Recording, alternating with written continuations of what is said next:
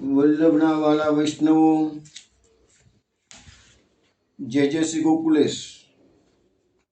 વૈષ્ણવ, ગઈકાલે સત્સંગમાં આપણે શ્રીમદ ગોકુલ તથા મહાવનના ચરિત્રો શ્રવણ કર્યા. હવે આપણે સૌંદર્ય પદ્મનું ગાન કરીશું.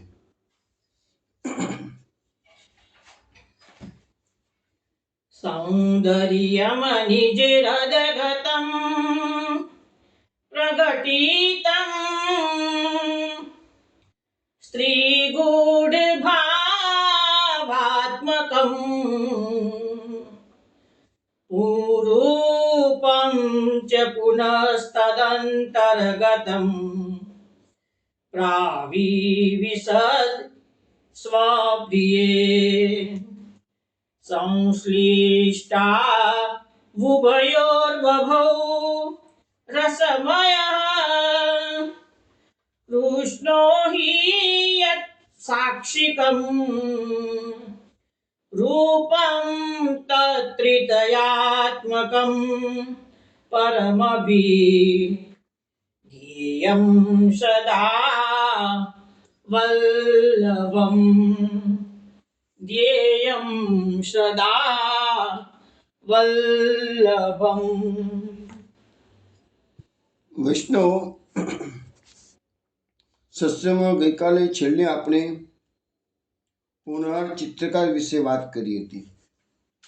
આ હોનહાર ચિત્રકાર ચિત્રકલામાં એક્સપર્ટ હતો. સિકંદર લોદી દિલ્હીના બાદશાહનો માનીતો ચિત્રકાર હતો. અને મહાપ્રભુજીના દર્શન કરવાની બાદશાહની ઈચ્છા થઈ એટલે પોતાના ચિત્રકારને ગોકુળ મોકલ્યો હતો. મહાપ્રભુજીની આજ્ઞા વગર ચિત્ર દોરવા ગયો. ચિત્ર નિષ્ફળ જતું હતું. ગમે એટલો હોશિયાર હતો તો પણ આજે એની હોશિયારી કામ લાગી નહીં. છેવટે મહાપ્રભુજીના ચરણોમાં પડી માફી માગી છે, આજ્ઞા માગી છે. મહાપ્રભુજી આજ્ઞા આપી તાને સુંદર ચિત્ર દોરી શક્યો. તો વૈષ્ણવ, એ ચિત્રના આધારે છે આપણે વૈષ્ણવ જગતમાં પુષ્ટિ માર્ગમાં મહાપુરુષજીનું મુખારવિંદ કેવું હતું, જે આપણે ચિત્રો બધા જોઈએ છીએ, તો મુખ્ય કારણ તો એ છે કે હોનહાર ચિત્રકારે દોરેલું જે ચિત્ર હતું એ જ આપણને દર્શાવે છે કે મહાપ્રભુજી કેવા હતા, હર્ષાણીજી કેવા હતા, મેઘનજી કેવા હતા, માધવ ભટ્ટ કાશ્મીરી કેવા હતા. એ સમયે ઠકુરાની ઘાટ, ગોવિંદ ઘાટનું જે દ્રશ્ય અંકિત થયું ચિત્રમાં, એ બધી વાતો આપણે જે આજે જોવા મળે છે તો એ ચિત્રના આધારે.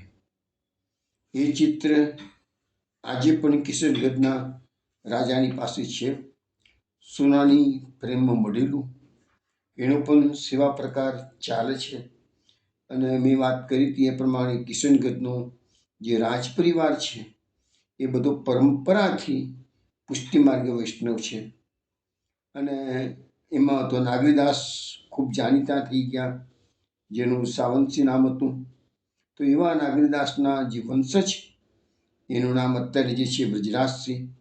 એ વ્રજરાજસિંહની મેં મુલાકાત લીધેલી છે, પણ મને દર્શન તો ના જ કરાવે એમને.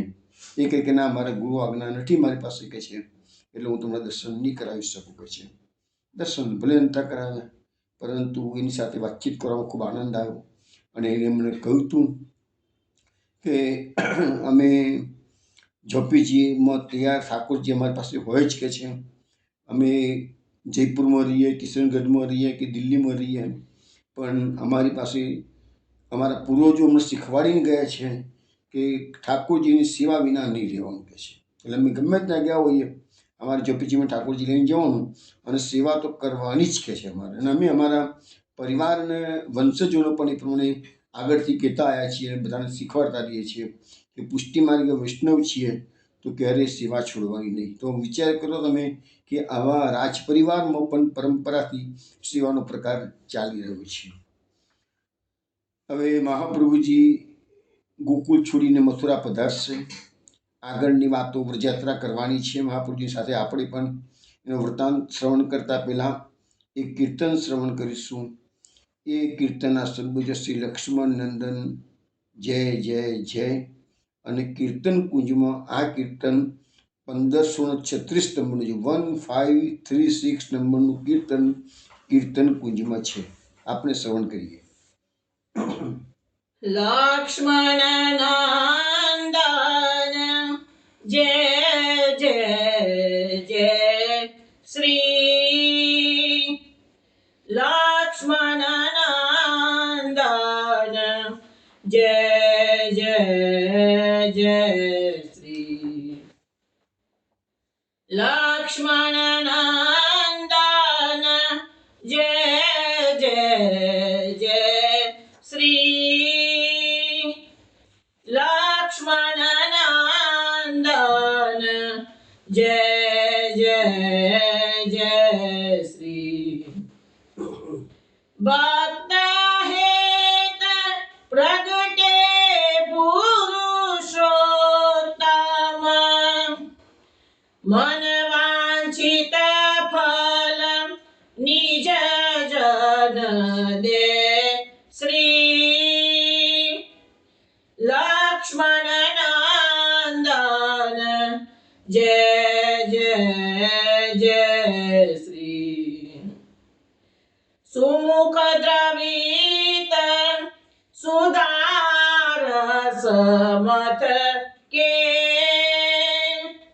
ગૂઢ ભાવદસ વિધિ કરલે શ્રી માયાવાદ કરીન્દ્ર દર્પદલ દૈવી જીવન દાન અભે શ્રી લક્ષ્મણ નંદન જય જય જય શ્રી પરિક્રમામીશ પરસી પુત કૃત ભૂતલ તીરથ રાજ સબે શ્રી બસો નિરંતર મેરે જીય में दास गोपाल पदाम्बुज द्वे श्री लक्ष्मण नंदन जय जय जय श्री लक्ष्मण नंदन जय जय जय श्री लक्ष्मण नंदन जय जय जय श्री વૈષ્ણવ, આ કીર્તન ગૌરી રાગમાં તમે શ્રવણ કર્યું છે. મહાપ્રભુજીની વધાઈમાં દાસ ગોપાલ નામના ભગવદીએ આપણને સમજાવે છે શ્રી લક્ષ્મણ નંદન એટલે કે મહાપ્રભુજીનો જય જયકાર થાય. ભક્ત હેત પ્રગટે પુરુષોત્તમ. આ પુરુષોત્તમ શ્રી વલ્લભના સ્વરૂપે પ્રકટ થયા છે, ભક્તોના હિત માટે છે. મનવાંછિત ફલ નિજ જન દાન, નિજ જન દે, અને પોતાના જે નિજ સેવકો છે એને બધી ઈચ્છા ભગવાન મહાપ્રભુજી પૂરી કરે છે, મન વાંછિત ફલ આપે છે. સુમુખ દ્રવિત સુધારસ મતકે ગૂઢ ભાવ દસ વિધિ કર લે. હવે જે દસ વિધિ જે છે એટલે દસમી ભક્તિ એટલે કે પ્રેમ લક્ષના ભક્તિ. એ પ્રેમ લક્ષના ભક્તિનો જે ગૂઢ ભાવ છે એ ગૂઢ ભાવનું મથન કરી મહાપ્રભુજીએ પોતાના સુંદર મુખારવિંદથી એ સુધારસને દ્રવિત કરી છે, એટલે સુધારસનું પ્રાકટ્ય થયું. એટલે મહાપ્રભુજીની વાણી છે એ આપણા બધા વૈષ્ણવો માટે અમૃત સમાન છે, અને એ બધા શાસ્ત્રોનું અને બધાનું સાર છે એ આપણું ષોડશ ગ્રંથ. એનો આપણને જે સિદ્ધાંતો સમજાવવામાં આવે છે એ બધું જ એ એમનું મથન કરેલો રસ છે. માયાવાદ કરીન્દ્ર દર્પદલ, કરીન્દ્ર એટલે કે હાથી. તો માયાવાદ રૂપી હાથીનો દર્પ એટલે અભિમાન હતો એ લોકોનું બધાનું, માયાવાદીઓનું. એનું મહાપ્રભુજીએ દલન કર્યું છે, એટલે કે ચૂર ચૂર કરી નાખ્યું છે માયાવાદને. દૈવી જીવન દાન અભય.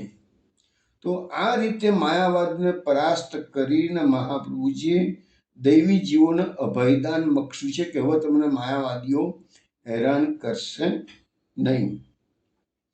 પરિક્રમા મીસ પરસી પુતકૃત ભૂતલ તીર્થ રાજ સબે. મહાપ્રભુજીએ પૃથ્વી પરિક્રમાના મીસે એટલે કે બાણે આ પૃથ્વીને પરસી સ્પર્શ કર્યું છે. કુલ્લાસ અરવિંદે યાત્રાઓ બધી કરી છે. પૂતકૃત, પૂત એટલે કે પવિત્ર કરી છે. મહાપ્રભુજીએ આ ભૂતલને પોતાના ચરણારવિંદની પરિક્રમાના મીસથી પવિત્ર કર્યું છે. અને એ રીતે ભૂતલને પવિત્ર કરી તીર્થરાજ સભે અને બધા તીર્થોમાં મહાપ્રભુજીએ યાત્રા કરતા કરતા તીર્થોને પણ સ્નાથ કર્યા છે. કારણ કે તીર્થોમાં મોટે ભાગે બધા પાપી લોકો જતા હોય, પોતાના પાપ ધોતા હોય. એ તીર્થો પછી એ તીર્થો કોના આધારે? તો આ ભગવદ અવતારો છે એ જ આવી રીતે તીર્થોમાં જઈ અને તીર્થોનો સ્નાથ કરે છે. બસો નિરંતર મેરે જીયમે દાસ ગોપાલ પદાંબુજ દ્વે. દાસ ગોપાલ એમ કે છે કે ભાઈ મહાપ્રભુજીના બે ચરણ કમળ છે એ મારા હૃદયમાં નિરંતર વાસ કરો. મહાપ્રભુજીના ચરણારવિંદની ભક્તિ માગી છે આમાં, અને મહાપ્રભુજીનો પ્રતાપ પણ વર્ણવવામાં આવેલો છે. હવે વૈષ્ણવ, મહાપ્રભુજીએ 3 વખત ભારતની પરિક્રમા કરી છે. વ્રજમંડળમાં પણ દરેક વખતે મહાપ્રભુજી પધાર્યા છે.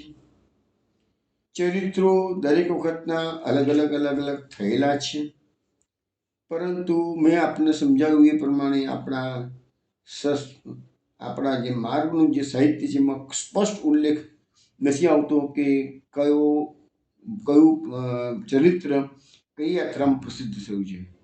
પરંતુ આપણે જે પ્રકારે ભગવત પ્રેરણા થાય અને એ પ્રકારે આપણે બધા ચરિત્રો, આપણે તો મૂળ વસ્તુ એક જ છે કે પહેલી યાત્રામાં થયું હોય કે બીજી યાત્રામાં થયું કે ત્રીજી યાત્રામાં થયું હોય, પણ આપણે એ ચરિત્રનું ગાન કરવું જોઈએ જેથી આપણા હૃદયમાં મહાપ્રભુજી નિરંતર વસે.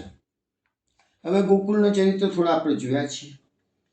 ફરીથી બી મહાપ્રભુજી સાથે આપણે ગોકુળમાં આવીશું પાછા.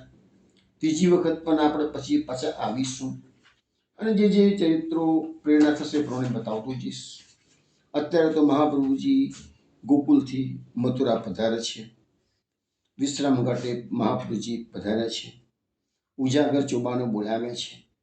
વિશ્રામ ઘાટ પર મહાપ્રભુજીએ યમુનાજીનું વિધિવત પૂજન કર્યું છે. દ્વાદશવની પરિક્રમા કરવા માટે મહાપ્રભુજીએ પ્રસ્થાન કરવાના છે. મહાપ્રભુજીએ એના માટેના નિયમો ઉજાગર ચોબાના હસ્તે લીધા છે. ઉજાગર ચોબાને મહાપ્રભુજીએ વૃત્તિપત્ર તામ્રપત્ર પર લખાણ આપેલું છે. આજે પણ એના વંશજો પાસે એ લખાણ છે. ને ત્યારથી એ પરંપરા આવી ગઈ છે કે ઉજાગર ચોબાના વંશજો જ વલ્લભ કુળને આજે પણ દર વર્ષે યાત્રાઓ ઉપડે છે. ઘણી વખત 1 કરતાં 2, 3, 4 યાત્રાઓ પણ ઘણી વખત ઉપડે છે, પણ મિનિમમ 1 યાત્રા તો ઉપડે જ છે. અને મહાપ્રભુજીના સમયથી આ યાત્રાની શરૂઆત થઈ છે. તો લગભગ ઔરંગઝેબનો કપરો કાળ હતો ત્યારે જ યાત્રાઓ બંધ રહી હતી. બાકી એ છેલ્લે કોરોનાના સમયમાં 1 વર્ષ બંધ, 1 જ વર્ષ, કોરોનાના સમયમાં 1 જ વર્ષ બંધ રહી છે. પણ અમે સાંભળ્યું ત્યાં સુધી ચોબા લોકોએ પોતાની રીતે યાત્રા વલ્લભ કુળે નથી ઉપાડી, પણ કોરોનાના સમયમાં ચોબા લોકો ઉપાડી હતી. પણ ઔરંગઝેબના સમયમાં તો સારો એવો સમય સુધી, લગભગ 20-25 વર્ષ સુધી કે એવી લાંબો સમય સુધી યાત્રા ઉપડી નથી. પણ યાત્રાનું સ્વરૂપ મહાપ્રભુજીના સમયમાં, હવે હું તમને ઘણી વખત આ વસ્તુ સમજાવું છું કે 40 દિવસની યાત્રા તો હવે તો લગભગ 32-33 દિવસની કે 35 દાડાની થઈ ગઈ છે, જે ઓરિજિનલી 40-45 દિવસની યાત્રા હતી. પણ મહાપ્રભુજીએ જે યાત્રા કરેલી છે એમાં તો દ્વાદશવની યાત્રા કહેવાય છે. દ્વાદશવન એટલે હું ઘણી વખત કોઈ સલાહ લેવા માટે તો હું સમજાવું છું કે તમારાથી 40 દિવસની યાત્રા ન થઈ શકે તો ચિંતા નહીં. હમણાં જ 1 સપ્ટેમ્બરમાં મુકેશભાઈ ગાદી અમારી પાસે આવ્યા હતા, માર્ગદર્શન લઈને ગયા હતા, તો 15 દિવસનો પ્રોગ્રામ બની આપ્યો હતો. 4 વ્હીલરમાં એમને બધી યાત્રા કરી દીધી છે. તો 84 કોષની પરિક્રમા કરવા માટે મુખ્યત્વે મહાપ્રભુજીની 22 બેઠકો આવી જવી જોઈએ અને 12 વન આવી જવા જોઈએ. જો તમે આટલું બાય રોડ કે મીન્સ ગાડીમાં તમે 4 વ્હીલરમાં કરી દો ને તો પણ તમને યાત્રાનો પૂરેપૂરો લાભ મળી જાય. કારણ કે 40 દિવસની યાત્રા લોકો કાઢી શકતા નથી, સમય એટલો નીકળતો નથી અને કષ્ટ પડતા હોય છે, તંબુમાં રહેવાનું એ બધી મુશ્કેલીઓ પડતી હોય છે. એના બદલા ગોકુલમાં કે મથુરામાં એક જગ્યાએ સ્થાયી મુકામ કર્યો હોય અને 22 બેઠકો બધી મહાપ્રભુજીની બેઠકોમાં, જો આપણે અત્યારે યાત્રા શરૂ કરીએ છીએ તો આપણે 22 બેઠકોનું વૃત્તાંત તમને શ્રવણ કરવા મળશે. અને જે મુખ્ય 12 વન છે, 12 વન 12 ઉપવન કી લીલા ગાય સુનાદી, શિવ પુરુષોત્તમ પ્રભુ કરત સકલ બન, આવા ગમન મિટાઈ વ્રજ મેરે મન ભાઈ, એસી વ્રજ મેરે મન ભાઈ, આપણે ગાઈએ છીએ ને તેમાં 12 વનની વાત આવે છે, 12 ઉપવનની વાત આવે છે. તો એટલીસ્ટ કમસે કમ 12 વન અને 22 મહાપ્રભુજીની 22 બેઠકો, આટલું થાય. બીજી વસ્તુ, હવે બેઠકો તો મહાપ્રભુજીની આપણે ગોકુળમાં તો થયું, વિશ્રામ ઘાટે જે બેઠક છે બાજુમાં જ વલ્લભ ઘાટ કે છે એનું પણ ચરિત્ર આપણે શ્રવણ કર્યું. અત્યાર સુધીમાં આપણે 22માંથી 4 બેઠકોના ચરિત્રો તો આપણે શ્રવણ કરેલા છે. હવે જેમ જેમ આવશે એમ ચરિત્રોનું ગાન થશે. તો વૈષ્ણવને ખાસ કહેવાનું કે જ્યારે પણ તમે વ્રજની અંદર, ઘણા વૈષ્ણવો એવા પણ છે કે માત્ર મહાપ્રભુજીની બેઠકો કરવા માટે પ્રોગ્રામ બનાવતા હોય, એવું પણ કરી શકાય. પણ જ્યારે 22 બેઠકોનો પ્રોગ્રામ બનાવતા હોય તો લગભગ બધા વન કવર થઈ જતા હોય, અને કદાચ ના થતા હોય તો સ્પેશિયલી જે બેઠક, જે વનમાં મહાપ્રભુજીની બેઠક, ના કે શ્યામ વન છે, માટ વન છે, બેલ વનમાં તો ગુસાઈજીની બેઠક છે, પણ એ જે વનમાં મહાપ્રભુજીની બેઠક ના હોય તો એ બેઠકમાં જ્યાં વાર કેટલી લાગે, બધું નજીક નજીક જ હોય છે, કંઈ બહુ દૂર હોતું નથી બધું કંઈ. તો એવી રીતે તમારે 22 બેઠકો અને 12 વન થઈ જાય. અને જ્યારે બી બેઠકોમાં જવાનું થાય, કદાચ તમારા સમયની અનુકૂળતા ના હોય જ્યારે ત્યાં સ્પર્શ કરવાની, તો વૈષ્ણવ એટલું કહેવાનું કે કમસે કમ એક વધાઈ ગાન, આમનો આપણા શ્લોક રોજ ગાન થાય છે, સૌંદર્ય નિજરગતમ, કમસે કમ મહાપ્રભુજીને તમે એનું ગાન, એનું મહાપ્રભુજીની સ્તુતિ કહેવાય, વધાઈ ગાન, બેઠક ચરિત્ર, સર્વોત્તમ સ્તોત્ર, જેટલું તમારાથી બને બધું એ કરવાનું. બીજી વસ્તુ કહેવાની કે કોઈ પણ દિવસ કાયમ માટે વૈષ્ણવ એટલું યાદ રાખવાનું, કોઈ પણ દેવસ્થાનમાં આપણે જઈએ અથવા તો કોઈ મહાપુરુષના સ્થાનમાં આપણે જઈએ તો ક્યારેય ખાલી હાથે ન જવાય. ફૂલ નહીં તો ફૂલની પાંખડી પણ અર્પણ કરવાની, ક્યારેય પણ ખાલી હાથે નહીં જવાનું કોઈ દિવસ. આપણા શાસ્ત્રની મર્યાદાઓ છે આ બધી. દેવસ્થાન અને સંતોનું સ્થાન, એ બંને સ્થાન આપણા માટે પૂજનીય છે. માથું ટેકવવાનું, હંમેશા ગુણગાન ગાવાના, અને યોગ્ય જે લાગે એ પ્રકારે ભેટ કે કશું ફળ ફળાદી પણ છેવટે મહાપ્રભુજીના ચરણોમાં મહાપ્રભુજીને ભેટ ધરવાની, મહાપ્રભુજીને ધરવાનું છે. તો આ એક નિયમ રાખવાનો છે. હવે ઉજાગર ચોબાના વંશજો આજે પણ વલ્લભકુળને યાત્રા કરાવે છે, અને એ સિવાય વલ્લભકુળ આજે યાત્રા ન પડી શકે, ઉજાગર ચોબા હોય એના વંશજો તો જ કરી શકે છે. મહાપ્રભુજી વિશ્રામ ઘાટ પર નિયમ લીધા છે અને ઉજાગર ચોબાને સાથે લઈને જ યાત્રા કરે છે. મહાપ્રભુજી તો વિશ્રામ ઘાટે સ્નાન કરીને સૌથી પહેલાં લખ્યું છે કે બળભદ્ર ઘાટ પર આવે છે. અનેક ઘાટોની, તીર્થોની મહાપ્રભુજી મુલાકાત લીધી છે. મથુરામાં રંગનાથ મહાદેવ, એકચ્યુઅલી જો અહીંયા જે વૃત્તાંત 100 વર્ષ જૂનું પુસ્તક છે મિસ્ટર લલ્લુભાઈ મોતીલાલ પારેખનું, બરાબર, લલ્લુભાઈ પ્રાણજીવનદાસ પારેખનું, એમાં તો રંગનાથ મહાદેવને બતાવ્યું છે. પણ સાચી વસ્તુ અત્યારે એવી છે કે અત્યારે અંતર્ગ્રહી પરિક્રમા મથુરાની પહેલાં થતી હોય છે, એમાં રંગનાથ મહાદેવ નથી આવતું. રંગનાથ મહાદેવ બાહ્યગ્રહી પરિક્રમામાં આવે છે, પણ અહીંયા બતાવ્યું છે, પહેલાં બતાવ્યું છે. પછી કૃષ્ણ કુબ્જના દર્શન કરી સરસ્વતી કુંડ પર પધાર્યા છે અને ત્યાંના તીર્થોની યાત્રા કરીને મહાપ્રભુજી મધુવનમાં પધાર્યા છે. હવે જો આ 12 વનોની વાત આપણે જે કરી એમાંનું પહેલું જ વન છે એ મધુવન. આ મધુવન જે એ મથુરાથી લગભગ 8 કિલોમીટરની દૂરી પર છે, એટલે એકદમ નજીક. પહેલો જ મુકામ જે હોય છે ને એ વૈષ્ણવને ચાલવાની બહુ હેબિટ નથી હોતી, એટલે શું છે કે આપણો પ્રોગ્રામ જે પ્રકાર હોય પહેલા દિવસે ખાલી 8 જ કિલોમીટર ચાલવાનું હોય છે. અને આમ જોવા જઈએ ને તો મધુવન એટલે મથુરા ક્રોસ કરીને બહાર નીકળો તો હાઈવે, જે દિલ્હી આગ્રાનો હાઈવે છે એ ક્રોસ કરો સામે જ ભાગમાં જ મધુવન કહેવાય. 8 કિલોમીટર પણ એકદમ નજીક જ છે.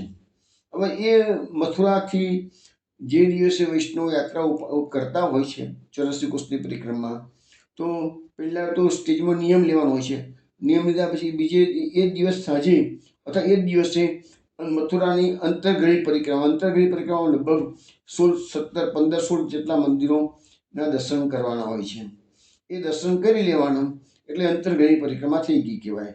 અને બાહ્યગળી પરિક્રમા 84 કોસની યાત્રા પૂરી થાય 40 દાડાની, પછી છેલ્લા દિવસે બાહ્યગળી પરિક્રમા, એમાં રંગનાથ મહાદેવને કંસનો ટીલો ને બધું આવતું હોય છે, કૃષ્ણ જન્મભૂમિ, એ બધું જ બાહ્યગળી પરિક્રમામાં આવે.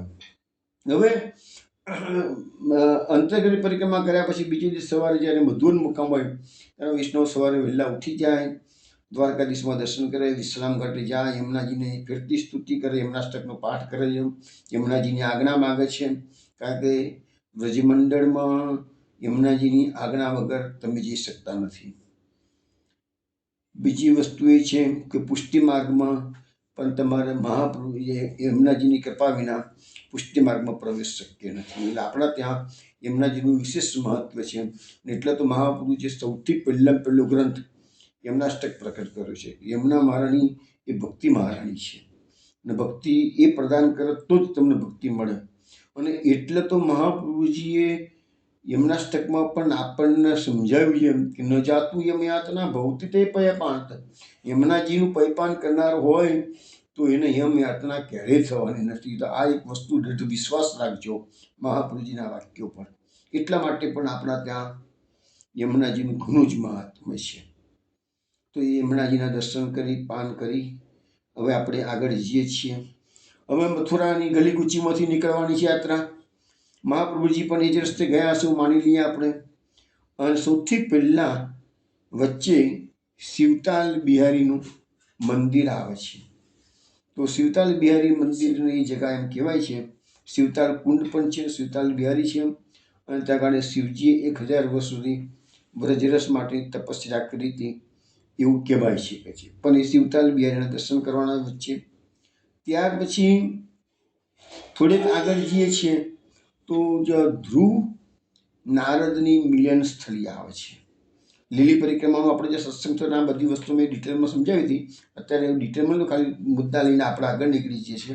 કારણ કે આજે તો આપણે મહાપ્રભુજીની સાથે જવાનું છે, એટલા માટે મહાપ્રભુજીનું પર આપણે વધારે ધ્યાન આપીશું. આ બધા પ્રસંગો વચ્ચે આવશે ને લાંબી વાત નહીં કરું, પણ ટૂંકામાં સમજાવી તમને આગળ નીકળી જઈશું. તો ધ્રુવ નારદજીનું જે મિલન સ્થળી છે એ મથુરાની અંદર જ છે, મથુરાની બહાર જ કહી શકાય, મધુવનમાં નથી. મધુવન આવતા પહેલાંની વાત છે.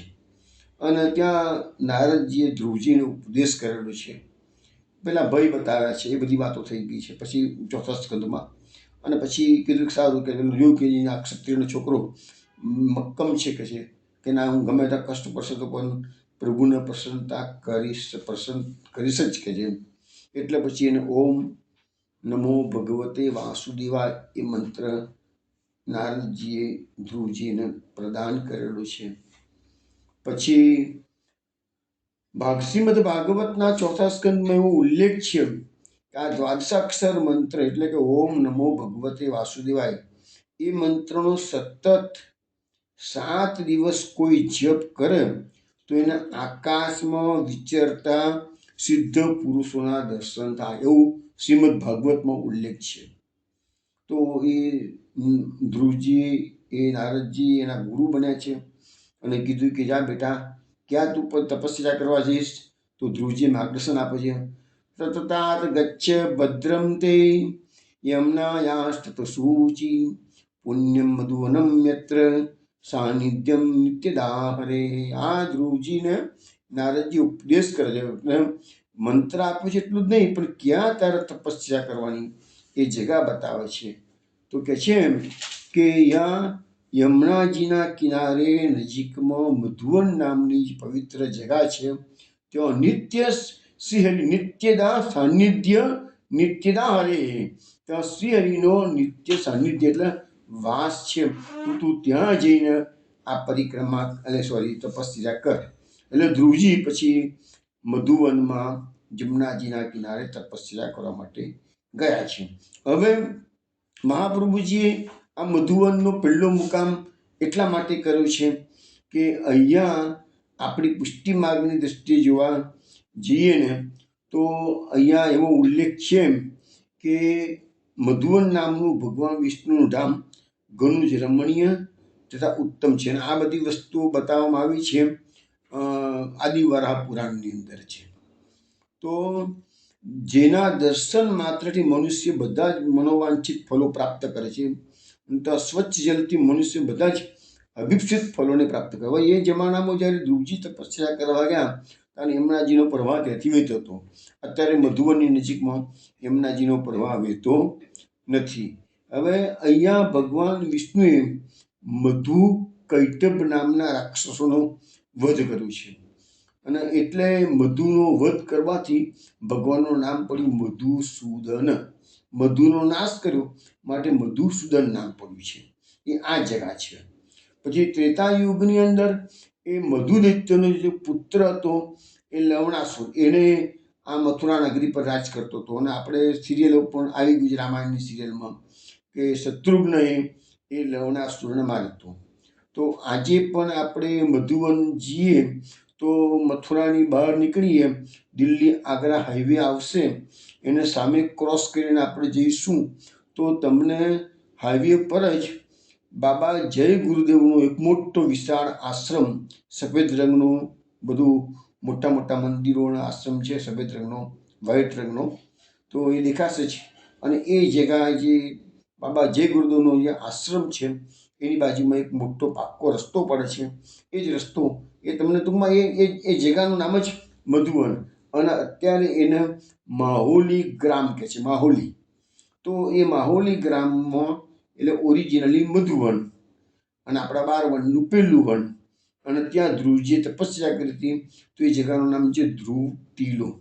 તો ત્યાં આગળ આજે એ ધ્રુવ ટીલો પણ છે. એની નીચેના ભાગમાં લવણાસુરની ગુફા પણ છે. એ બધા દર્શન કરીને વૈષ્ણવ પછી મહાપ્રભુજીની બેઠક પર જાય છે.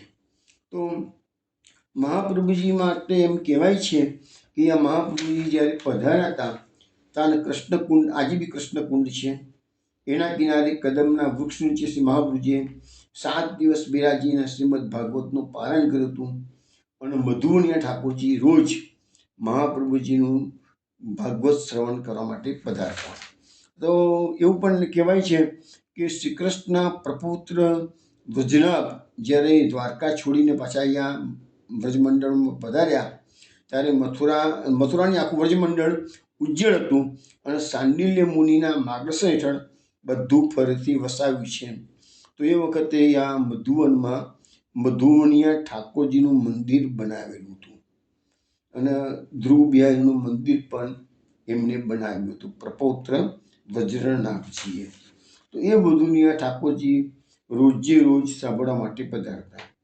અને એક દિવસ આપણા વાર્તા સાહિત્યમાં એવું આવે છે, એક દિવસ આ શ્રી મધુવનિયા ઠાકોરજી મહાપ્રભુજી સમક્ષ આવીને રડવા લાગ્યા અને કહેવા લાગ્યા કે હું તો તમારી ઘણા વખતથી રાહ જોઉં છું, મને તમે આપણી સાથે પધરાવી જાઓ, મારે તમારે ત્યાં બાળ લીલા કરવી છે.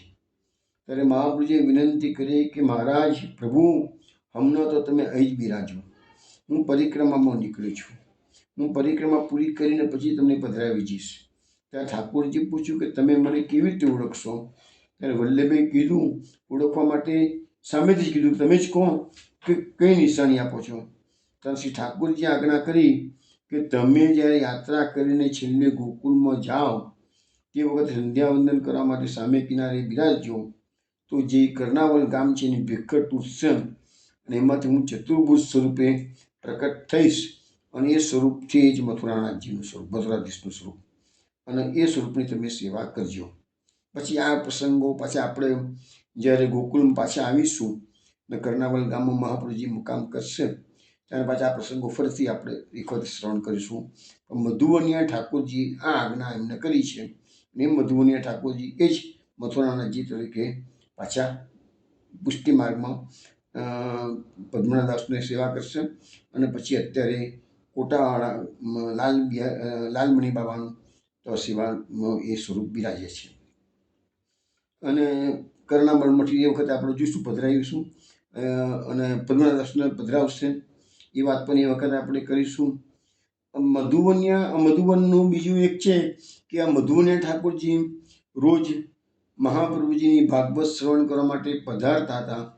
તો એ વખતે એમનો એક સેવક રોજ દર્શનનો નિયમ હતો, દર્શન થતા નહોતા, એટલે પછી કહ્યું કે તું સવારે વહેલો આવી જજે, હું તો શ્રી વલ્લભ પધાર્યા છે તો એની કથામાં જોઉં છું, તને દર્શન નહીં મળી શકે.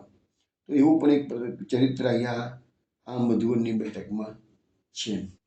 પછી મહાપ્રભુજી મધુવન પધાર્યા અને એક જગ્યાએ બહુ ઉલ્લેખ છે કે એમના 6 સેવકો સાથે હતા: વાસુદેવદાસ છકડા, યાદવેન્દ્રદાસ કુંભાર, ગોવિંદ દુબે, માધવભટ્ટ કાશ્મીરી, સુરદાસ અને પરમાનંદ.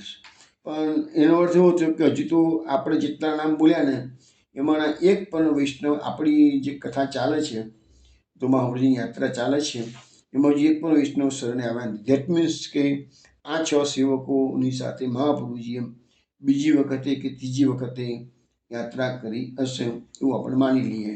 અત્યારે તો મહાપ્રભુજી પાસે 2 જ સેવકો છે, હર્ષાણીજી અને મેઘનજી. અને જે નારાયણદાસ કાષ્ટ છે એ તો દ્વારકાથી જતા રહ્યા છે પછી પાછા. અત્યારે કાયમ માટે તો 2 જ સેવકો જોડે રહ્યા છે. આ મધુવનની જે રહસ્ય લીલા છે એમાં એવું છે કે એક વખત શ્રી સ્વામિનીજીએ તેમના સખીઓને આજ્ઞા કરી કે હું આ વનની અંદર સમાધિમાં બેસું, તમે શું બહાર ઊભા રહો, કોઈ અંદર આવવા દેશો નહીં. કહે શ્રી સ્વામિનીજી વનમાં એક ગાઢ નિકુંજમાં પદ્માસનવાળી ખુલ્લા મસ્તકે નેત્ર મીચી સમાધિમાં બિરાજ્યા. પછી શ્રી ઠાકોરજી પધાર્યા. સખીઓએ આજ્ઞા સંભળાવી. શ્રી ઠાકોરજીએ કહ્યું કે શ્રી રાધિકાજી શું મેળવવા માટે સમાધિમાં બેઠા છે, હું જોઉં તો ખરો કે કયા દેવની ઉપાસના કરે છે. એમ કહીને ઠાકોરજી અંદર કુંજમાં પધાર્યા. શ્રી સ્વામિનીજી સમાધિમાં હતા એટલે ઠાકોરજીને જોઈ શકેલા નહીં, તેથી તેમણે ઠાકોરજીને બોલાવ્યા નહીં. પછી શ્રી ઠાકોરજીએ બધી સખીઓને અંદર બોલાવી. શ્રી ઠાકોરજી બધી સખીઓ સાથે ગાન વાદન કરવા લાગ્યા. રાસ થતો હોય એવો આવાજ આવ્યો. સ્વામિનીજીના નેત્રો ખુલી ગયા, સમાધિ ઉતરી ગઈ. પણ જોઉં તો શ્રી ઠાકોરજીના અસંખ્ય સ્વરૂપો છે, પરંતુ એક પણ સખી દેખાતી નથી. આથી તેમણે વિનંતી કરી કે પ્રભુ, ભક્તો સિવાય આ કેવી લીલા કે છે, મારી ભૂલ હતો ક્ષમા કરો. કે બ્રજભક્તો સાથે જ લીલા થતી હોય, એકલા તો ભગવાન શું લીલા કરવાના હતા. તો ઠાકોરજીએ કહ્યું કે તમે સમાધિમાં જે સ્વરૂપનું ધ્યાન ધર્યું તે સ્વરૂપે મેં તમને દર્શન આપ્યા છે કે છે. ત્યારે સ્વામીજીએ કહ્યું કે આ સાચી વાત છે, મારે વ્રજભક્તો સહિત તમારું ધ્યાન ધરવું જોઈતું હતું. પછી ઠાકોરજીએ સ્વામીજીને વ્રજભક્તો સહિત દર્શન આપ્યા અને મધુવનમાં આ યુગલ સ્વરૂપની આ રહસ્ય લીલા થઈ છે. હવે આ મધુવન છે એ પુષ્ટિ માર્ગની દૃષ્ટિએ જોવા જઈએ તો ભગવાનની ગોચરણ લીલા અને ચાંક લીલા છે. હવે અહીંયાનો જે કીર્તન છે એનો કીર્તન કુંજનો નંબર જે 1650 અને મધુવન શ્યામ કરત હૈ બિહાર એ આપણે શ્રવણ કરીએ. श्याम करत है विहार मधुवन, श्याम करत है विहार, श्याम करत है विहार मधुवन, श्याम करत है विहार, रही ढरती रंग पाग गुलाबी, गावत राग मल्हार, मधुवन श्याम करत है विहार। तैसो ही पिछोरा लागत भारी, मोतीन माल संवार। सूरगटा गुमड़ी चहु दिसते, सूरगटा गुमड़ी चहु दिसते, तीन की परती फुहार। मधुवन श्याम करत है विहार। श्याम करत है विहार। मधुवन श्याम करत है વિહાર। વૈષ્ણવ આ કીર્તન તમે મલ્હાર રાગમાં શ્રવણ કર્યું છે. સુરદાસજી આ લીલાનું વર્ણન કરતા કહે છે કે આજે ભગવાન મધુવનમાં વિહાર કરી રહ્યા છે. રહી ધરકી રંગ પાક ગુલાબી, ગુલાબી રંગની પાક ધારણ કરેલી છે અને ધડી ગયેલી છે કે જેમ ગાવત રાગ મલ્હાર, ભગવાન વિહાર કરતા કરતા મલ્હાર રાગ ગાઈ રહ્યા છે કે છે. તેસોઈ પીછોરા લાગત ભારી, એવો સુંદર એમનો પીછોરા છે કે છે. મોતીને માળા સંવાર, મોતીઓની માળા સુંદર ધારણ કરેલી છે. સૂર ઘટા ઘુમડી 14 અને એ વખતે આકાશમાં વાદળ ચારે બાજુથી ઘેરાયા છે. તીનકી પરતી ફુવાર, અને ધીરે ધીરે છંટકાવ વાદળમાંથી ઝરણો થઈ રહ્યો છે ફુવારાની માફક. તો એવી એક લીલાનું દર્શન સુરદાસજીને થયેલા છે, એ કર્યું છે. હવે મધુવનમાં બેઠક પ્રકાર, સેવા પ્રકાર ખૂબ સુંદર રીતે ચાલી રહ્યો છે. વ્રજયાત્રાનો પ્રથમ મુકામ છે એ બી કીધું છે. યાત્રા કરનારા જણા હોય, જેને બેઠક યાત્રા ફક્ત કરવી હોય તો પહેલાં મધુવન આવતા હોય છે વૈષ્ણવો. મધુવનમાં મુખ્ય જગા તો ધ્રુવજીનું સ્થાન છે.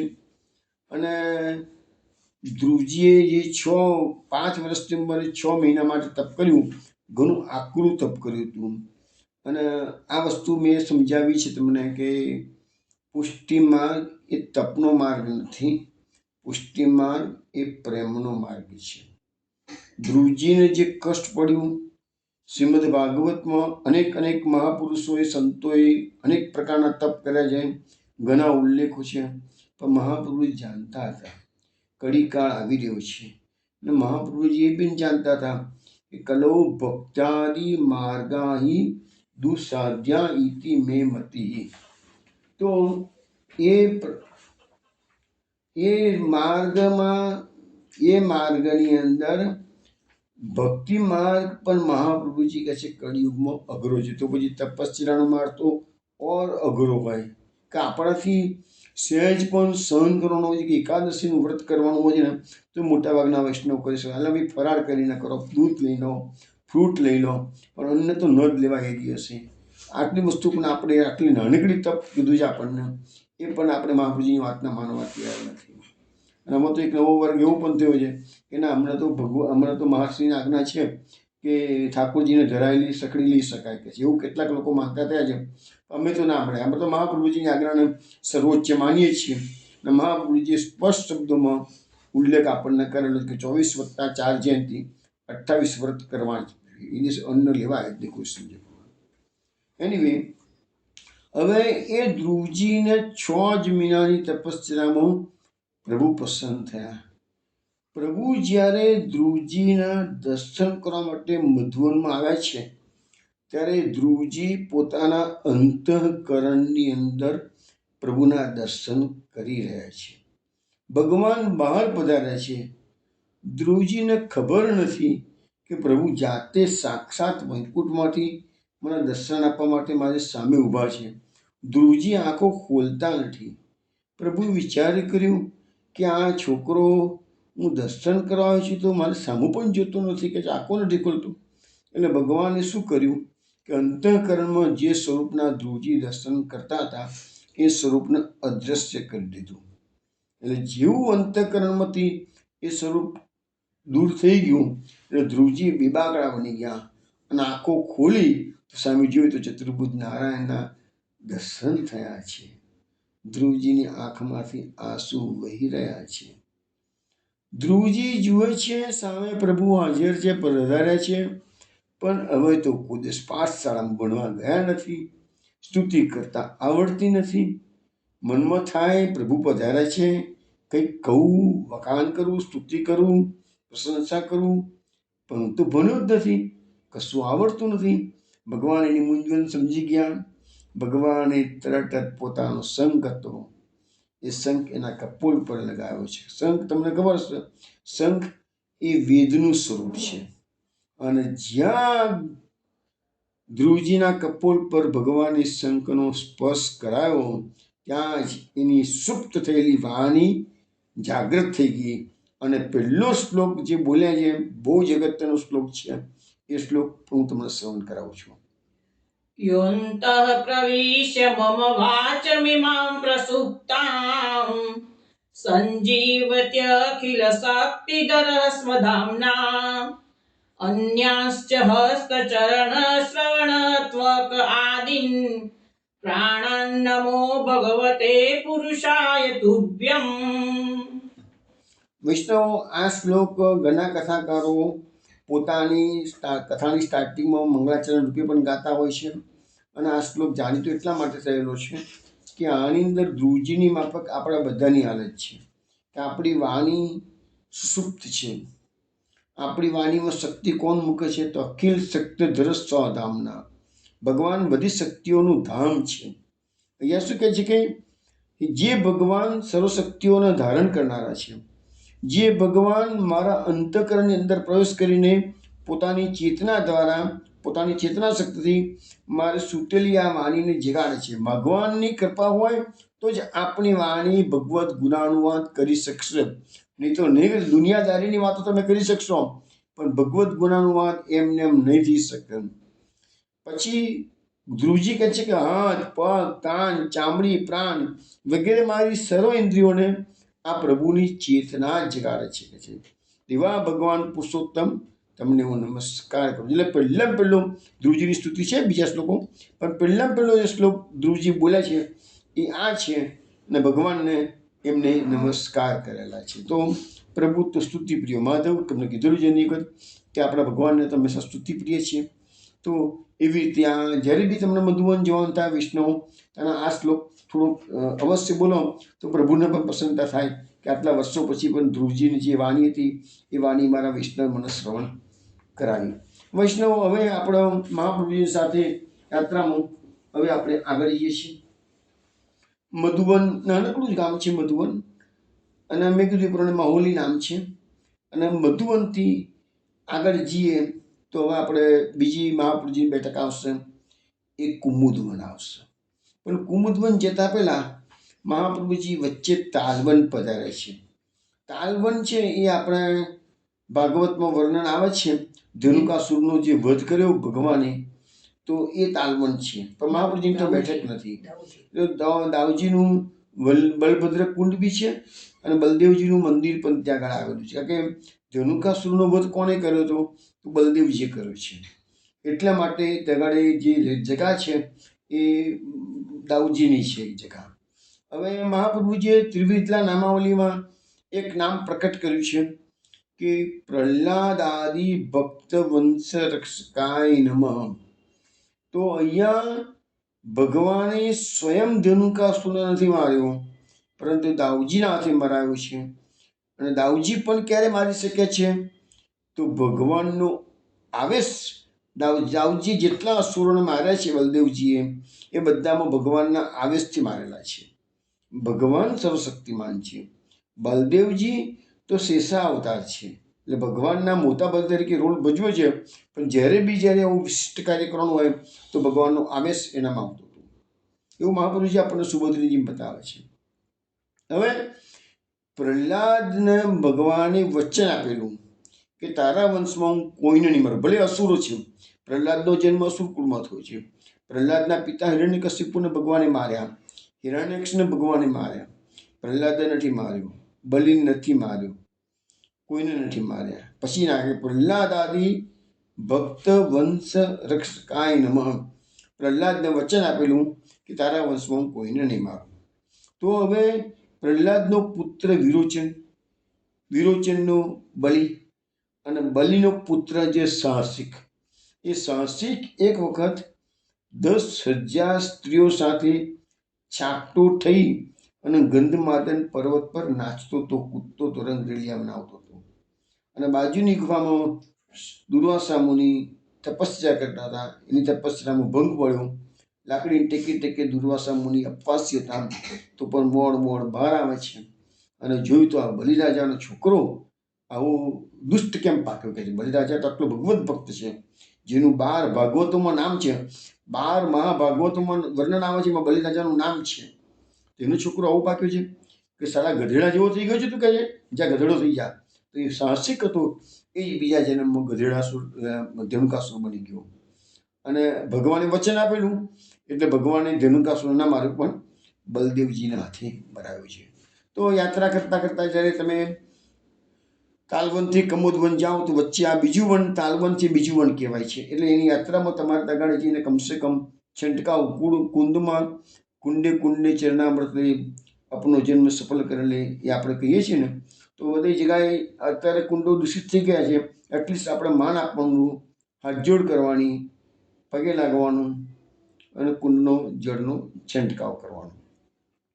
પછી આપણે આગળ જઈએ છીએ કુમુદવન. દર વખત યાત્રામાં શું થાય છે, આ તાલવનની જે જગ્યા આવે છે ને, એ બહુ નીચાણવાળી જગ્યા છે અને હેવી રેન પડ્યો હોય એટલે તગાડે કિચ્ચર થઈ જાય. લગભગ 3-4 કિલોમીટર સુધી તો પાણીમાં અને કિચ્ચરમાં ચાલવું પડે છે.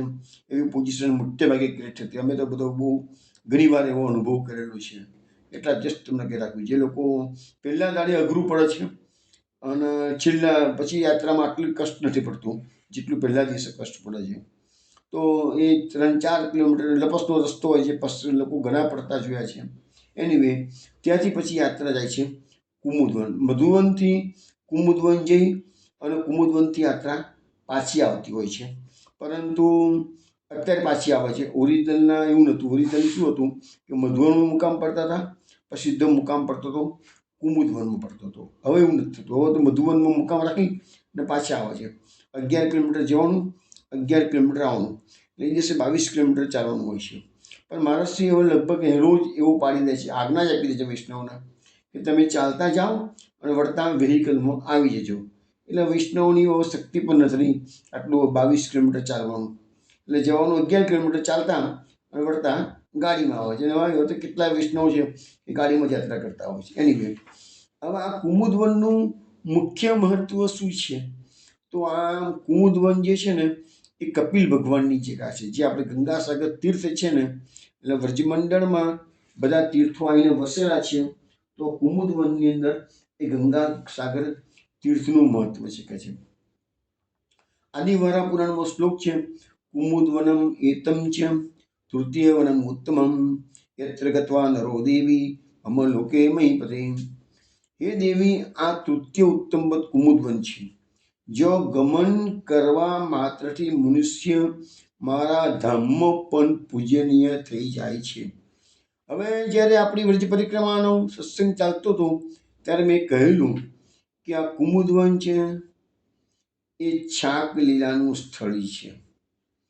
કુમુદવન છે ત્યાં ભગવાન આજે પણ 9 લાખ ગાયો લઈને ચારવા માટે પધારે છે.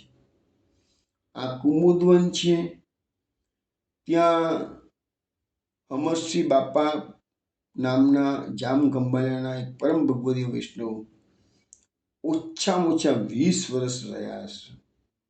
બાપા સાથે મારો અંગત પરિચય થયેલો હતો. હંસસિંહ બાપા દર 2-4 મહિને એક પત્ર મને લખતા કે તમે મને આવીને મળી જાઓ. તો વર્ષે 2 વર્ષે તો હું બાપાને મળવા માટે આ કુમુદવનની બેઠકમાં જતો. બાપાને પૂછ્યું તો બાપા કહે છે, મેં 50 વર્ષની મારી ઉંમરે સંસાર છોડ્યો અને 5 દીકરા છે. 5 દીકરાઓને ધંધામાં સેટ કરી દીધેલા. કોઈ જામનગરમાં, કોઈ જામખંભાળિયામાં, કોઈ રાજકોટમાં, કોઈ સુરતમાં, એમ તેમ બોલતા હતા, મને યાદ નથી પૂરું, પણ 5 દીકરાને બધાને સેટ કરી દીધેલા. અને પહેલાં તો હું કહે છે કે 50 વર્ષની ઉંમરે કહે છે હું પહેલાં ગોકુલ ગયો, ગોકુલમાં 15 વર્ષ રહ્યો કહે છે હું, વ્રજવાસ કર્યો. પછી કહે છે હું કમોદવનની બેઠકમાં આવ્યો, અને કમોદવનની બેઠકમાં હું બાપાને મળતો હતો, તો આને લગભગ 80 વર્ષની ઉંમર હશે કાકાની. ત્યારે મને કહે 15 વર્ષ થઈ ગયા, બીજા 5 વર્ષ જીવ્યા હશે, કારણ કે મારા પર પત્રો આવતા બંધ થઈ ગયા. એટલે મને ખ્યાલ આવી ગયો કે બાપા લાગતા નથી, હવે પહોંચી ગયા હશે. અને પછી હું જ્યારે કમોદવનની બેઠકમાં ગયો છું ત્યારે બાપાના મેં દર્શન નથી કર્યા, એટલે મને ખ્યાલ આવ્યો કે બાપા ગયા. હવે એ બેઠકજીમાં હું જેટલી વખત ગયો છું એટલી વખતે 2 જીવ, એક આ અને જંગલમાં, આ કમોદવનની બેઠક બહુ ઇન્ટિરિયરમાં છે. અને પછી હું જેટલી વખત ગયો છું ને ત્યાં સુધી તો ઇલેક્ટ્રિસિટી પણ હતી નહીં, અને ખંડેર જેવી છે. અત્યારે તો નો ડાઉટ સુધરી ગયું છે, અત્યારે તો બહુ સરસ થઈ ગઈ છે. અત્યારે બેઠક પણ નવી થઈ ગઈ છે, આઈ થિંક લાઇટ પણ આવી ગયેલી છે, બધું. પણ હું જેટલી વખત ગયો છું ને એટલી વખતે તો ઇલેક્ટ્રિસિટી હતી નહીં, અને ખંડેર જેવી જગ્યા હતી. ને અમને એમ થાય કે આ ખંડેર જેવી જગ્યામાં અમરસિંહ બાપા આટલા ધનાઢ્ય પરિવારના શેઠ જેવા હતા, એ કેવી રીતે રહેતા હશે, પણ રહ્યા છે. એટલે મારું માનવું એવું છે કે ઓછામાં ઓછા અમરસિંહ બાપા કમોદવનમાં 20 વર્ષ રહ્યા, અને 15 વર્ષ ત્યાં ગોકુલમાં રહેલા. 35 વર્ષનો વ્રજવાસ એમને કરેલો. બાપા સાથેના ડિસ્કશનમાં એક દિવસ બાપાને મેં પૂછ્યું કે આપ તો આટલા વખત વ્રજવાસ કરો છો, તો આપણો કોઈક અનુભવ જણાવો ને. એમ કીધું ભાઈ એવી રીતે મારાથી અનુભવ ના કહેવાય કે છે, ઠાકોરજીની કૃપા થતી બંધ થઈ જાય પછી કે છે કહીએ તો કહે છે. પણ વાતમાં એટલું બોલી ગયા કે આજે પણ ઠાકોરજી 9 લાખ ગાયો લઈને અહીંયા રોજ ચારવા માટે પધારે છે, એ આ જગાનું વિશેષ મહાત્મ્ય છે કહે છે. એટલે મારું માનવું એવું છે કે ઠાકોરજી એમને એવી અનુભૂતિ કરાવી હશે. બીજું, એક પરમ ભગવદીય વૈષ્ણવ વડોદરાના હતા, કંચનભાઈ ગાંધી. એમને પણ આમ તો વડોદરામાં રહેતા હતા, સમર્પિત જીવન જીવતા હતા, અમારા ત્યાં ખૂબ પધારતા, ઘણી વખત પધારતા. એમને પણ એક વખત મને કમોદવનની બેઠકનો એમને અનુભવ જણાવ્યો હતો. એમાં એમને ઠાકોરજીએ એક ઝલક, સાંજના સમયમાં ગૌચારણ કરીને પ્રભુ પાછા પધારી રહ્યા છે, ને લાખોની ગાયો છે, અને ગાયોના ટોળાની વચ્ચે ભગવાને એમને થોડીક વાર માટે, સેકન્ડ માટે દર્શન આપ્યા હતા. એ પ્રસંગ બધું મને આપણે કંચનભાઈ ગાંધીએ, કંચન કાકાએ મને કહ્યો હતો. એ મેં વ્રજ પરિક્રમામાં આ બધી વાતો મેં ખૂબ વિસ્તારથી કહેલી છે.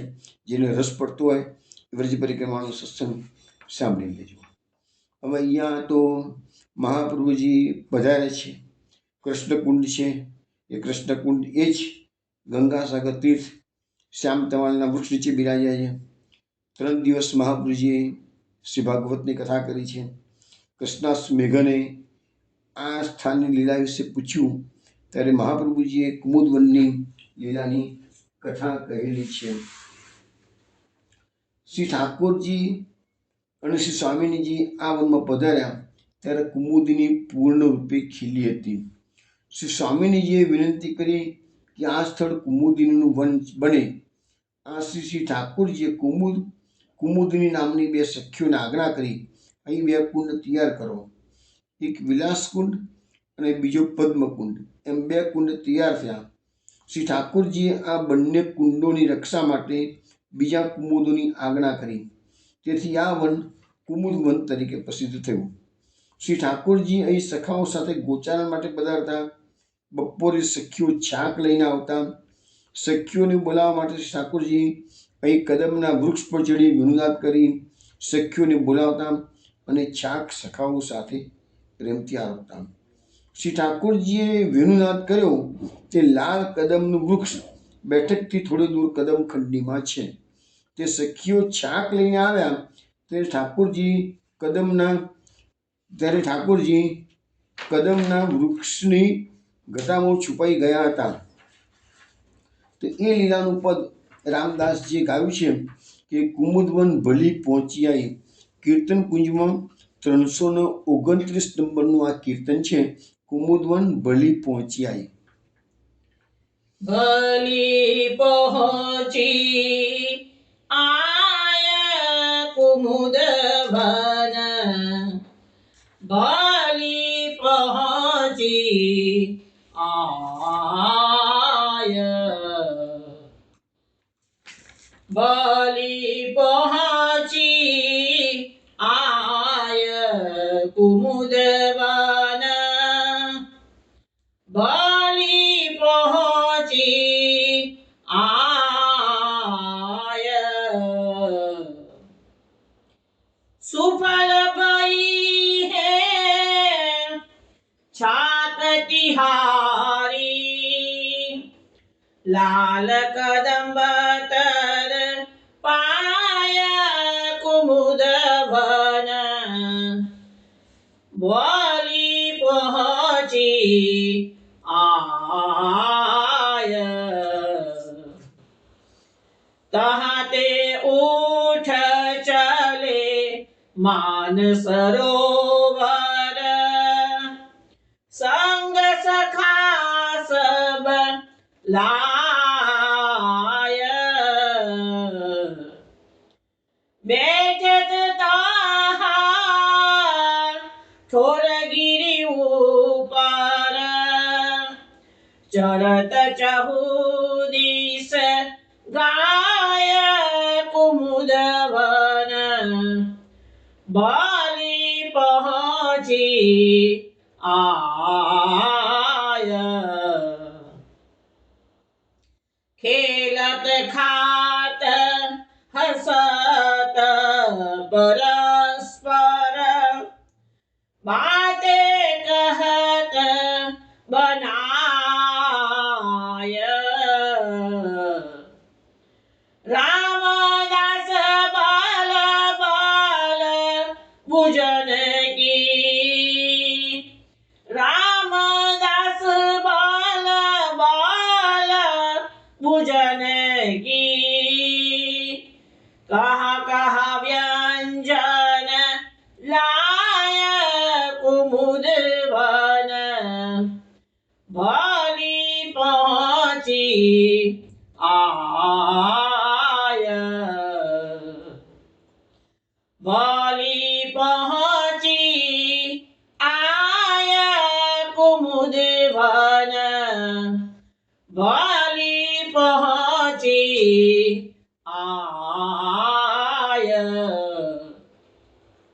વૈષ્ણવ આ કીર્તન સારંગ રાગમાં શ્રવણ કર્યું અને રામદાસ નામના ભગવદીએ એમ કહે છે કે કુમુદવન ભલી પહોંચી આવી એટલે જે ગોપીઓ છાંક લઈને પ્રભુને આરોગવા માટે ગઈ છે બપોરે તો કુમુદવનમાં પહોંચી ગઈ છે સુફલ ભઈ વે છાંક તિહારી લાલ કદંબ તરુ પાય. હવે એમની જે છાંક લઈને ગયા હતા ભગવાન માટે ભોજન સામગ્રી એ આજે સફળ થઈ ગયું કે છે ભગવાન લાલ કદમના વૃક્ષની પર ભગવાન તો આગળ બિરાજતા હતા એમ. તહાટે ઉઠ ચલે માન સરોવર સંગ સખા સબલાય. ભગવાન સખીઓ જ્યારે છાંક લઈને આવી ગઈ છે તો કુમુદવનમાં બિરાજતા હતા તો ત્યાંથી બધાને કીધું ચલો આપણે માન સરોવર પર જઈએ કે છે. એટલે ભગવાન ત્યાંથી બધા સખાઓને લઈ સખીને લઈ અને ગયા છે માન સરોવર પર. બેઠ તહા ઠોર ગીરી ઉપર અને તો આગળ માન સરોવર પર કોઈ પહાડ જેવું છે એના ઉપર જઈને પ્રભુ બિરાજ્યા છે. ચરત 14 ગાય એટલે ગાયો બધી જે હતી ને એ ચારે બાજુ ફરતી હતી ચરતી હતી. તો આ છાક લીલા કરતાં કરતાં પણ એમની દ્રષ્ટિ ગાયો પર રહે એટલે ભગવાને એવી સ્થળી પસંદ કરી છે કે થોડુંક ઊંચાઈવાળો જગા હોય ગીરી પર અને ત્યાં છાક લીલા કરતાં કરતાં ગાયોનું ચરણ પણ ગાયોનું ગોચરણ પણ જોઈ શકાય. ખેલટ ખાત હસત પરસ્પર બાતે કરત બનાય. હવે ભગવાન બધા ગોવાળિયાઓ સખાઓ સાથે અહીંયા ભોજન સામગ્રી આરોગવા બેઠા છે પણ ખાતા ખાતા મજાક મસ્તરી ચાલુ છે કે છે અને પાછા બાતે કરત બનાય અને પાછા વાતો કરીને વાતો બનાવે છે કે ગમે તે રીતે બધાને હસાવવા માટે કહેવાનો મતલબ. તો રામદાસ બલી બલી બુજન કી કહા વ્યંજન લાય. રામદાસ કે છે ભગવાન આજે ગોપીઓને સખીઓને પૂછી રહ્યા છે કયા વ્યંજન તમે લઈને આવ્યા છો આજે કે છે. તો એ પૂછવાની એમની જે રીતભાત છે એના પર કે છે હું વારી જઉં છું કે છે. હવે અહીંયા શું છે કે ભૌગોલિક રીતે જોવા જઈએ તો અત્યારે જ્યાં ગાળે કમોદવન છે અને માનસરોવર છે, એ ડિસ્ટન્સ બહુ શકે છે. પણ એક વસ્તુ એવી છે કે વ્રજકમળની ભાવના કરવા જઈએ તો ભગવાને તો સારા વ્રજમંડળમાં ગોચારણ લીલાઓ કરી 84 કોષની ભૂમિમાં, તો પણ ભગવાનને તકલીફ એટલા માટે નથી પડતી કે સ્વશક્તિમાન છે તો બધું, પણ એના કરતાં વિશેષ તો જે વ્રજ કમળની ભાવના છે. અને કમળની પાંખડીઓ કેવી રીતે હોય, ગમે ત્યારે બીડે પણ જાય ને ગમે ત્યારે ખુલ્લી પણ જાય કે છે. એટલે એક પાંદડીમાંથી એક જગ્યા પરથી બીજી જગ્યા પર જવાનું ભગવાનને વાર લાગે નહીં, કારણ કે વ્રજકમળની ભાવનાનો અહીંયા બતાવવામાં આવેલી છે માટે એમ છે. અને આવી એક લીલા કુમુદવનની રામદાસજી ગાય છે. કુમુદવન આપણા ત્યાં બીજું પણ એક કીર્તન છે, આજ ધરતી મીઠું મદન ગોપાલ, એ પહેલાં એક વખત લઈ ગયું છે, આજે હું લેતો નથી. અને હજુ પણ એક કીર્તન આપણા કુમુદવનનું મળે છે, તે કુમુદવન શ્યામ કરત હે વિહાર, તો એવું કુમુદવનનું એક બીજું કીર્તન પણ છે. તો કહેવાનો મતલબ કે કુમુદવનની આ બધી લીલાઓ અહીંયા મહાપ્રભુજીએ અહીંયા બેઠક કર્યું છે, બેઠક ચરિત્ર, અને 3 દિવસ રોકાયા છે અને અહીંયા બધાને દર્શન કરાવે છે કુમુદીના વગેરેના. બીજું શ્રીમદ ભાગવતમાં જે બ્રહ્માજી પરીક્ષા કરવા માટે આવ્યા હતા એ પ્રસંગ પણ અહીંયા આપણને બતાવવામાં આવે છે. બિભ્રત વેનું જતર પટયો, बिभ्रदवेणुं जठरपटयो शृङ्गवेत्रे च कक्षे वामे पाणौ मसृणकवलं तत्फलानि अङ्गुलीषु तिष्ठन् मध्ये स्वपरिसुहृदो हासयन्नर्मभिः स्वैः स्वर्गे लोके मिशति बुभुजे यज्ञभुक् बालकेलिः. વૈષ્ણવો જે બ્રહ્માજીના દર્શન થયા ભગવાનના, તો કેવા સ્વરૂપે દર્શન આપેલા હતા એનું વર્ણન આ શ્લોકમાં કરવામાં આવ્યું છે. હવે હું આ શ્લોકનો અર્થ તમને, આજે સમય થઈ ગયો છે, કાલે હું તમને સત્સંગમાં રાત્રે 8 વાગે મળીશું, આ શ્લોકનો અર્થ સમજાવીશ કે બ્રહ્માજીના ભગવાનના દર્શન કેવા સ્વરૂપના થયા હતા. ત્યાં સુધી તમે રાત્રે વિચાર કરતાં કરતાં સુઈ જાઓ બી કેવું સ્વરૂપ હશે, કેવું સ્વરૂપ હશે. અને ના સમજણ પડે તો ભાગવતના 10મા સ્કંદમાં 14મો અધ્યાય જોઈ લેજો, એમાં આ બધી વાતો લખેલી છે. ત્યાં કાલે રાત્રે 8 વાગે આપણે મળીએ. ત્યાં સુધી જય શ્રી ગોકુલેશ.